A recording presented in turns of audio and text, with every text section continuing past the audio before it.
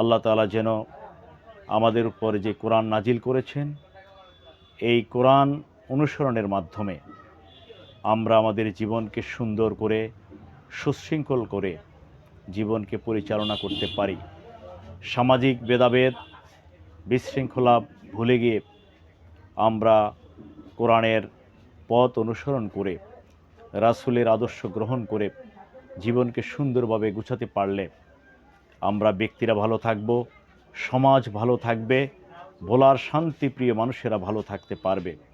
সেজন্যে মহান আল্লাহ সুবহানাহু ওয়া তাআলার কাছে প্রার্থনা করছি, আল্লাহ তাআলা যেন এই ভোলার মানুষকে তার রহমতের চাদর দিয়ে বেষ্টন করে আমাদেরকে তার রহমতের চাদরে রাখেন এবং কাল কিয়ামতের কঠিন দিনে আমরা যাতে করে এই ভোলার মানুষেরা একত্র হয়ে আল্লাহর আরশের ছায়াতলে অবস্থান করতে পারি।